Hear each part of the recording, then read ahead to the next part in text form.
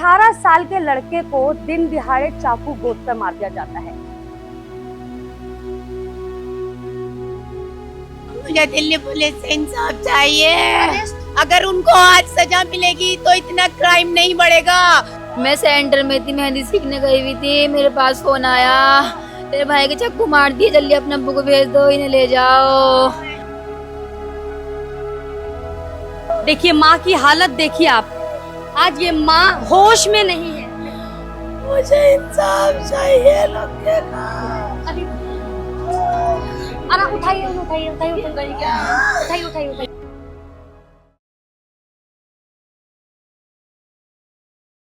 नमस्कार, मैं साहिबा और आप सभी का स्वागत है झलको दिल्ली में। इस वक्त मैं मौजूद हूँ गोकुलपुरी में, जहां एक हादसे ने दिल दहला दिया है लोगों का। 18 साल के लड़के को दिन दिहाड़े चाकू गोद कर मार दिया जाता है। कहा जा रहा है ये जो कबाड़े का गोदाम है, यहाँ पर ये स्क्रैप का काम होता है, यहीं पर वो लड़का काम करता था और कुछ लोग आते हैं और उसे ताबड़तोड़ चाकू चला देते हैं और उसकी मौके पर ही मौत हो जाती है। कहा जा रहा है कि ये गुरुवार शाम 4 बजे का मामला है। बीते कल की बात है कि कुछ लोग आपसी रंजिश, दोस्ती यारी और लड़ाई झगड़ा था, दोस्ती यारी में ही उसको लेकर ये विवाद इतना बढ़ गया कि लड़के को मौत के घाट उतार दिया गया। लेकिन अभी हम उनके परिवार से भी बात करने की कोशिश करेंगे कि ये मामला कैसे शुरू हुआ और ये कहाँ तक, ये कैसे रंजिश इतनी बड़ी थी। आप देख सकते हैं मेरे पीछे ये सारे लोग यहाँ मौजूद हैं। यहाँ के लोगों से भी बात करने की कोशिश करेंगे कि ये मामला बिल्कुल दिन दिहाड़े हुआ और दोनों को अरेस्ट कर लिया गया है। पुलिस ने कल ही अरेस्ट कर लिया था, लेकिन ये कैसे शुरुआत हुई, यहाँ के लोगों से बात करने की कोशिश करेंगे। देखिए तड़पती माँ को देखिए, बहनों को देखिए, जिस तरीके से वो तड़प रही हैं और वो अपील कर रही हैं कि मेरे बच्चे को इंसाफ मिले। मैं भैया, मेरा भाई था छोटा, सबसे छोटा भाई। 3 भाई हैं आपके, सबसे छोटा भाई था मेरा, मैं बहन उसकी। मुझे दिल्ली पुलिस से इंसाफ चाहिए। अरेस्ट तो कर लिया गया है। हमें नहीं पता, पुलिस कोई इन्फॉर्मेशन नहीं दे रही हमें। पुलिस ने अभी कोई इन्फॉर्मेशन दी थी। वहाँ पे सीसीटीवी कैमरे भी लगे हैं, कुछ वीडियो पता चला। वो पुलिस के पास है जो कुछ भी, हमें कुछ नहीं पता है। मेरा भाई तो काम पे गया था बिल्कुल ठीक। हमारे पास तो 4 साढ़े 4 बजे के बाद फोन आया। आपसी कोई लड़ाई झगड़ा? नहीं, कुछ लड़ाई नहीं थी। मेरे भाई की किसी से कोई लड़ाई नहीं थी। मेरा भाई तो काम पे गया था। अल्लाह, मेरे भाई के लिए इंसाफ चाहिए। उनके लिए फांसी होनी चाहिए। जो मेरे भाई के कातिल हैं उन्हें फांसी की सजा होनी चाहिए। दिल्ली पुलिस को एक भी को भी नहीं छोड़ना चाहिए। मैं मोदी जी से गुहार लगा रही हूँ, मेरे भाई को इंसाफ मिलना चाहिए, मेरे पूरे परिवार को इंसाफ मिलना चाहिए। मेरे भाई को आप देख सकते हैं ये तड़पती बहन को जिस तरीके से वो गुहार लगा रही है, मोदी जी से गुहार लगा रही है, दिल्ली सरकार से गुहार लगा रही है कि मेरे भाई को इंसाफ मिलना चाहिए। जिन्होंने उसके साथ ये वारदात की है, जिन्होंने उसको दिन दिहाड़े मार दिया है, उसको फांसी की सजा होनी चाहिए। और ये सही बात है, अगर आज उसको सजा मिलती है उन अपराधियों को, तो शायद कल ये अपराध रुक जाए, कोई क्राइम नहीं बढ़ेगा। अगर उनको आज सजा मिलेगी तो इतना क्राइम नहीं बढ़ेगा। जब भी तो ये जगह जगह क्राइम बढ़ रहा है। पब्लिक कैसे मार देती है ऐसे ही। किसी की जान ऐसी थोड़ी नहीं आती है, किसी की जान ऐसी थोड़ी आती, किसी का लाल ऐसी थोड़ी होता है। हमारे घर का लाल उजाड़ दिया उन्होंने और नाबालिग बता रहे हैं पुलिस वाले उनको। अगर नाबालिग को ये पता है कि हम जान से मार सकते हैं तो फिर उनको सजा क्यों नहीं हो सकती?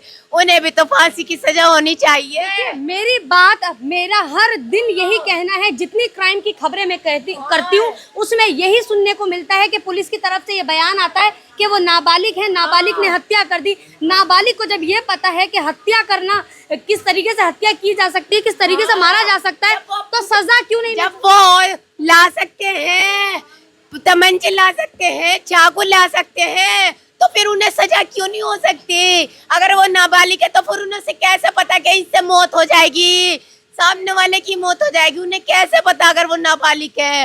वो नाबालिग नहीं है। दिल्ली पुलिस को उनको सजा देनी चाहिए। क्या वो कैसे भी हैं, क्या कितने भी बड़े। मेरा भाई भी 18 साल का था, मेरा भाई कोई बड़ा नहीं था, मेरा भाई भी सबसे छोटा था घर में। अब बच्चे को मार दिया। मुसलमानों के साथ भी तो दिल्ली सरकार होनी चाहिए है।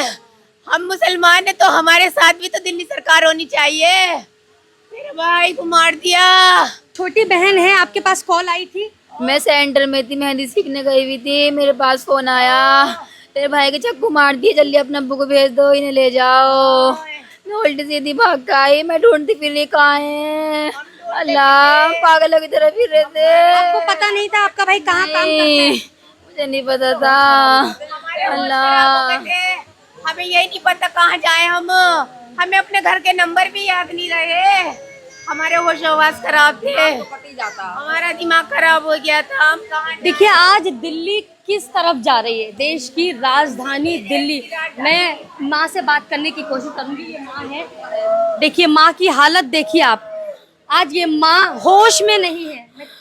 मुझे इंसाफ चाहिए लोगे का।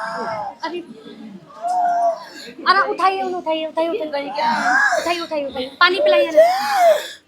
लुकमान का इंसाफ चाहिए दिल्ली पुलिस से, कोर्ट से, मोदी जी दिल्ली पुलिस का इंसाफ दिलवा दो। मोदी जी, मुझ गरीब की दौलत तो वही थी, वही लुट गई। मैं कहाँ से लाऊंगी दौलत अपनी? मेरा पेट फट रहा। आप पानी पी लीजिए, आप पानी पी लीजिए। मेरा जिगर का टुकड़ा दे दो। हमारा पानी खत्म हो गया था, बराबर में से पढ़ने को फोन सुनता हुआ आ रहा था, यहाँ आ गया। मगर भैया मुझे बाल्टी ला दे, खाली में पानी भरूं। मुझे बाल्टी लेने गया, फोन सुनता हुआ बाल्टी मुझे देकर चला गया। वो आखिरी टाइम था अपने आपका? नहीं 4-5 दिन पहले की बात है ये। फिर उसके बाद मेरा बच्चा घर आ गया, उसके मुंह पर चोट लग रही थी, आग नीली उठती। मैं क्या हुआ आया, चोट कैसे लगी? हमें मुझे फोन करके बुलाया था किसी ने, लड़ाई हो रही थी, मैं बीच बचाव करवाने गया था, मेरे चोट लग गई। बस इतना बता। फिर वो 3 दिन काम पे नहीं गया, परसों काम पे गया, कल काम पे गया तो मार दिया। मतलब उसे आपके बेटे लुकमान को पता था कि उसकी जान को खतरा है?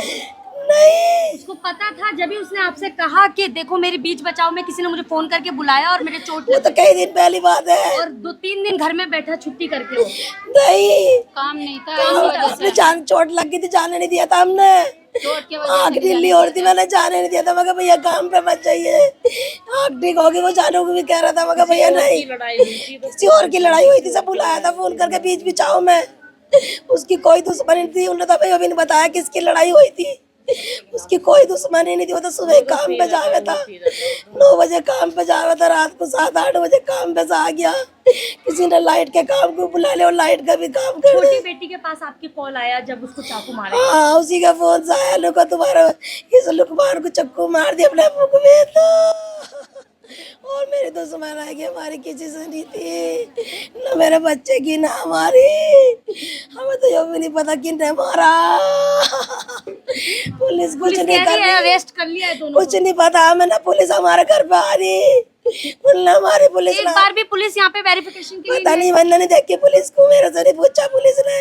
आप उठ के बैठिए, आप उठ के बैठिए। बाहर आई हो तो मुझे नहीं पता, मेरे से कोई मुलाकात।